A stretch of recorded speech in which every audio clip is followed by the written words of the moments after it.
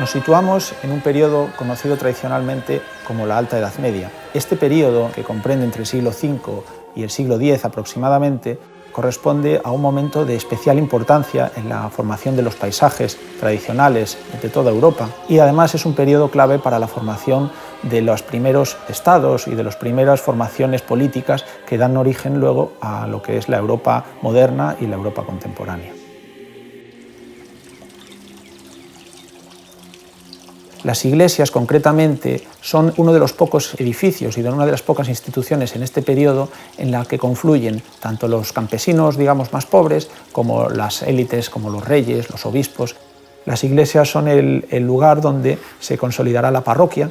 La parroquia sirve como eje, como lugar de conexión mental de una serie de vecinos que pueden vivir más o menos dispersos en una serie de aldeas, pero todos ellos tienen su iglesia parroquial como centro. El proyecto ENCHAE tiene como objetivo principal conocer mejor las iglesias del periodo alto medieval como forma de acercarnos mejor a la sociedad y a las dinámicas de poder y economía que se desarrollan en este periodo. ENCHAE é un proxecto que intenta analizar si conservamos en Galicia materialidade das igrexas que corresponden a un período tardoantigo e alto medieval que vai entre o século V e o século X.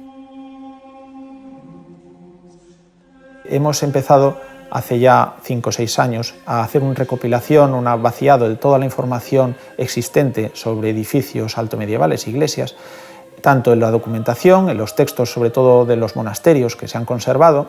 Ademais deso, tamén fixemos un vaciado de toda a documentación bibliográfica que fai referencia a estes posibles restos de iglesias de época altomedieval. Pois as que derivan da realización de excavacións arqueolóxicas, os traballos realizados por parte de historiadores ou de historiadores da arte. Y otras informaciones incluso a nivel toponímico que nos indicaban la posible existencia de una iglesia en un determinado momento de la Galicia altomedieval. Isto de todo pertence a clero. A ver, en esencia, o proxecto ENCHAE ten 3 patas, non? Son como 3 disciplinas diferentes e a idea é que sexa interdisciplinar e que despois se sintetiza a información das 3 proporcionada polas 3. A miña pata é a pata que chamaríamos histórica, que está vinculada só coa documentación escrita, coa documentación textual. Técnicamente as 3 son históricas, lóxicamente, pero as fontes de información son distintas. É dicir, nas outras patas o que se utiliza é ou ben a cultura material que provén da arquitectura e do estudo da arqueoloxía e ou tamén cultura material pero vinculada a artes decorativas, é dicir, a historia da arte. A miña parte só é elaborar unha base de datos de igrexas do Alto Medievo a través da documentación escrita que se conservou, que temos. Esta documentación arrinca a finais do século VIII e nos paramos no ano 1000 por unha cuestión simplemente convencional. E aí, se había referencias a estes elementos, se o localizaron nun GIS. Esta documentación ten unha serie de particularidades, como os dicía, é difícil de tratar porque está escrita en pergamino, está escrita en latín, evidentemente, nun latín ademais moi corrupto, porque o latín medieval non é o latín de Cicerón, por decirlo de algún xeito, e en esencia se trata de documentos soltos que verían a ser como escrituras de propiedade para a nosa visión actual, algo parecido. Escrituras que registran transaccións de bens, para ser exactos. A maioría delas son cartas de venda, permutas, un ben por outro, unha terra por outra, etc. Ou tamén hai doazóns, que soe ser o máis habitual. Por qué? Porque as fontes que conservamos son eclesiásticas. Iso non quere dicir que os documentos non falen de persoas que non pertencen tampouco ao ámbito eclesiástico, senón que de feito temos documentos que pertencen ao ámbito laico. Por qué? Porque algúns deses mosteiros foron fundados por grandes nobres e, cando os fundaban, dotábanos, entregábanlles moitos bens. En moitos casos, outorgarlles tamén os documentos, lóxicamente, que os rexistraban. Así que hai como unha especie de arquivo laico dentro do propio arquivo do mosteiro. Básicamente fomos a ver cada un destes sitios, levamos unhas fichas de traballo nas que os describimos, os medimos, os debusamos, fotografiamos, etc. E unha vez feita ese primeiro traballo de campo, fixemos unha segunda selección, que foi, pois de todo isto que vemos, cales parece que conteñen aparellos que poden ser desta época que estábamos estudando. a inmensa maioría deses documentos non pertencen á época a que din pertencer. Poñamos por caso unha carta de venda de unha persoa calquera, galega, que lle vende a un mosteiro, por exemplo, Celanova, unha propiedade. A carta que nós temos non é a carta original, que esa persoa que registrou esa transacción, senón que nós temos unha carta que copiaron dentro do propio mosteiro en idade posterior, xeralmente alrededor do século XII. Pode pasar que efectivamente a documentación minta, engane ou conte aquelo que se quere contar, que non sempre se corresponde coa realidade. É dicir, que fale dunha donación que realmente non foi feita, dun patrimonio que ten unha persoa para engordar a súa riqueza, aínda que sexa no papel, e realmente non é así. Ou pode pasar que efectivamente ese elemento existise e que se transformou nun despoboado. É certo que hai moitos destos edificios que foron logo excavados, na súa cimentación aparecen nas excavacións arqueolóxicas, pero non existen sobre o terreo. Entón, se non intervimos, non sabemos se iso existe. A arqueoloxía, e iso é interesante deste proxecto, permite dar ese salto, afondar un pouquiño máis ata chegar a entender que hai de realidade ou non no que nos contan as fontes documentais. Es un yacimiento interesante porque hasta hace 20 años no se sabía la existencia aquí de un lugar arqueológico. Sin embargo, quedaba el nombre de Eiresa Bella, que indicaba que efectivamente en algún momento había habido una iglesia antigua aquí, y los vecinos del lugar mantenían una cierta tradición de que efectivamente aquí estaba el antiguo templo parroquial. Los cimientos de los muros de la iglesia son muy parecidos a los que hemos documentado en otras iglesias altomedievales, y es algo además que hemos confirmado recientemente con dataciones, tanto de luminiscencia ópticamente estimulada como de carbono 14. Decidimos, para corroborar y tener una información acerca de su cronología, estudiar los morteros, es decir, esos pequeños conglomerados que se usaban para construir, para unir las piedras y a construir los muros, mediante una técnica que se denomina luminiscencia ópticamente estimulada, tratar de saber en qué momento concreto se hizo ese mortero, es decir, el momento concreto en que se construyó esa iglesia, ese muro.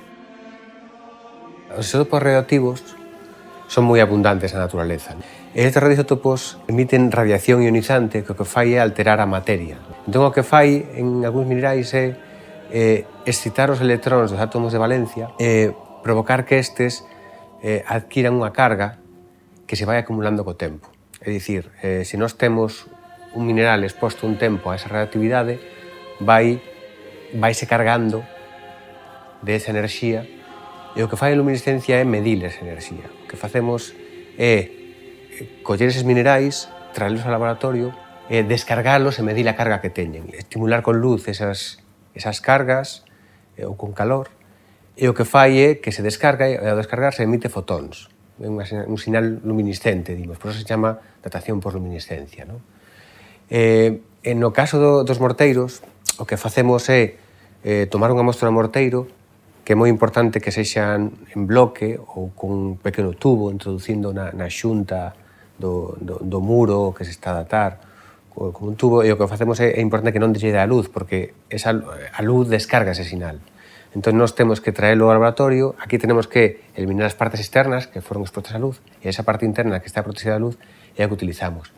Aí o que facemos é extraer o cuarzo, temos que purificalo, temos que ter unha fracción de cuarzo moi pura, e ese cuarzo é no que medimos a carga que adquiriu ese mineral dende o momento que foi feito o morteiro. Cando o morteiro queda feito e o muro queda feito, o cuarzo dese morteiro queda protegido da luz e comeza a adquirir esa carga. E cando tes 2 ou 3 mostras, podes ter un resultado moi preciso e moi exacto da época de construcción da iglesia. Esta técnica nos ha permitido así tener una serie de dataciones absolutas que, combinadas con la información arqueológica y toda la recopilación previa de información documental, nos han aportado por primera vez una serie de datos y de informaciones a escala amplia de la construcción de iglesias en el periodo alto medieval en Galicia. Frente a una idea que teníamos al inicio de una construcción progresiva y más o menos regular a lo largo de estos 5 siglos de edificios eclesiásticos, empezamos a ver que existen periodos muy concretos de especial intensidad e inversión constructiva o arquitectónica de la riqueza de las aristocracias. Uno de los que mejor conocemos es el periodo entre finales del siglo IX, probablemente entre el año 870 y mitad del siglo X, el año 950. De modo que podemos decir que hubo una especie de fogonazo constructivo durante este periodo que después, en principio, parece apaciguarse hasta probablemente el románico. Inicialmente era difícil prever que os resultados fosen tan positivos. Eu lembro cando comecei a traballar neste proxecto e imaginamos, se me indicou o que se buscaba e pensamos, nunca cheguei a pensar que podería, por exemplo, localizar tantas igrexas. Destacaría tamén deste proxecto precisamente a interdisciplinaridade. Que conseguimos facer e demostrar e aplicar a adaptación de morteiros en USL, que antes de comenzar en Chae podían existir 2, 3, 4 publicaciones, hoxe, entre as que nos fixemos en Chae e outros proxectos paralelamente que se fixeron, sobre todo en Francia, pode haber en datación de morteiros por OSL, en vez de 3, pode haber 30 publicaciones hoxe xa feitas e publicadas.